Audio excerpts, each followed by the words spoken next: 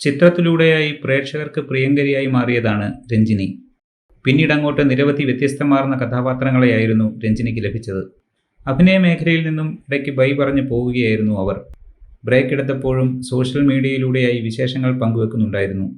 ഇടക്കാലത്ത് അഭിനയത്തിൽ നിന്നും മാറിയതിൽ കുറ്റബോധമില്ലെന്നായിരുന്നു അവർ പറഞ്ഞത്.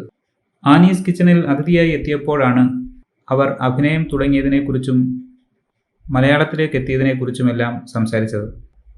അഭിനയ മേഖലയിലേക്ക് വരുന്നതിൽ തുടക്കം മുതലേ പേരൻസിന് എതിർപ്പുകളായിരുന്നു. പഠനത്തിൽ ഫോക്കസ് ചെയ്യാനായിരുന്നു അവർ പറഞ്ഞത്.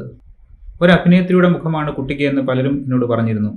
അടുത്ത സിനിമയിലേക്ക് വിളിക്കുമെന്ന് പറഞ്ഞപ്പോഴും ഇല്ല, സിനിമയിലേക്കില്ല, അവൾ പഠനത്തിൽ ശ്രദ്ധിക്കട്ടെ എന്നായിരുന്നു പറഞ്ഞത്.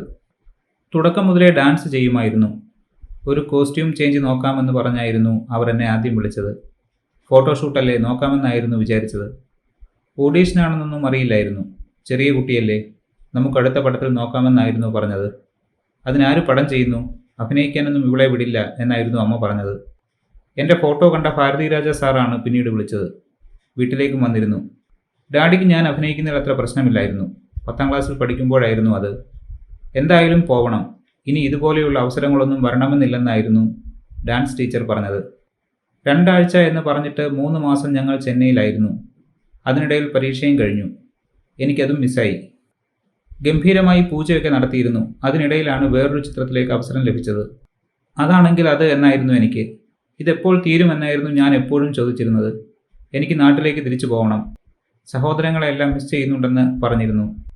നീ ഇപ്പോഴേ സൂപ്പർ സ്റ്റാറായി. എത്രയോ അവസരങ്ങളാണ് നിനക്ക് വേണ്ടി വന്നിട്ടുള്ളത്. അതെല്ലാം ചെയ്യ്. എൻ്റെ പടത്തിലൂടെ തുടങ്ങിയവരെല്ലാം എന്നും നല്ല നിലയിൽ എത്തിയിട്ടുണ്ടെന്നും അദ്ദേഹം പറഞ്ഞിരുന്നു. അത് സത്യമായിരുന്നു. അത്രയധികം അവസരങ്ങൾ അന്ന് ലഭിച്ചിരുന്നു. അങ്ങനെ പോകുന്നതിനിടയിലാണ് അഭിനയം നിർത്തിയത്. അതേക്കുറിച്ചും രഞ്ജിനിയോട് ആനി ചോദിച്ചിരുന്നു. കുറെ കൂടി നന്നായി ചെയ്യാമായിരുന്നു എന്ന തോന്നലുകളൊന്നും എനിക്കില്ല. ചെയ്തതിൽ സന്തോഷം മാത്രമേ ഉള്ളൂ. വന്ന പടങ്ങളെല്ലാം നല്ലതായിരുന്നു. ഇപ്പോഴും ബഹുമാനത്തോടെയും ഇഷ്ടത്തോടെയുമാണ് എന്നെ ആളുകൾ കാണുന്നത്. ഇവിടെ വന്നിറങ്ങുമ്പോഴും ചിത്രത്തിൽ അഭിനയിച്ച നടിയല്ലേ എന്നാണ് ആളുകൾ എന്നോട് ചോദിച്ചത്. ഇപ്പോഴും ആളുകൾ എന്നെ തിരിച്ചറിയുന്നുണ്ട്. നിന്റെ വാല്യൂ നിനക്കറിയില്ല എന്നായിരുന്നു ഭർത്താവ് പറഞ്ഞത്. അപ്പോൾ ഞാൻ എന്തോ ചെയ്തിട്ടുണ്ടല്ലേ എന്നായിരുന്നു ഞാൻ ചോദിച്ചത്. താരം പറയുന്നു.